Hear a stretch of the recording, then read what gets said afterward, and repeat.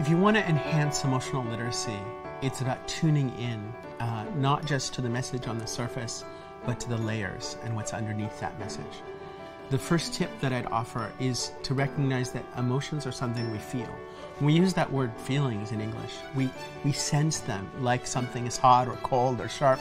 We actually feel, sometimes people describe emotions in that way, that, I feel this heat inside me, I feel this spikiness in my brain. We're expressing emotion with a metaphor of physical sensation, and we feel them. Antonio Damasio, this incredible neuroscientist, says that emotions are embodied. So can you tune in to the signals in yourself? Can you feel your heart? Can you feel your stomach? Can you feel your shoulders and your neck? Or even as simple as, am I smiling? Am I tense here? Just noticing those physical sensations. That begins to give you clues. And as you notice the physical sensation, you can start to say, okay, I'm not exactly sure what's happening, but I know something's happening.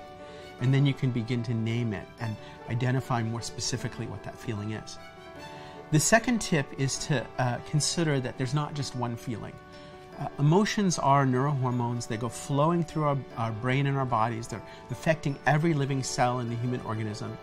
And it's not just one drop of chemical at a time. It's this dynamic mix that's constantly changing. And so maybe I feel frustrated, and frustration might have something to do with passion and also disappointment and anger and worry. Maybe at the same time I'm feeling a little bit scared, and maybe at the same time I'm feeling really hopeful. And as I can start looking kind of under the layers of the surface and seeing there's this big word on top, this big sensation on top, but there are all of these components of it. And as I can tune into those components of it and start naming those and saying, okay, this feeling is made of this and this and this, that gives us a sense of mastery in our circumstance. It's not just happening to me. I can name it, I can tame it. I can name it, I can start to understand what those ingredients are. The third recommendation that I would give you is to draw these feelings out, to take them in some way from inside you to a piece of paper. You can use cards, you can use pictures, you can use cartoon characters, you can use squiggles, it doesn't matter. Put them on the table. And not just one, but say, okay, I'm feeling this, what else is there? What is underneath that? Okay, I'm feeling this, a lot of this is a big color, this is a little color, this is a huge sculpture, this is a little tiny sculpture, but I've got this mix. And as I can put them, externalize them, I can begin to reflect on them.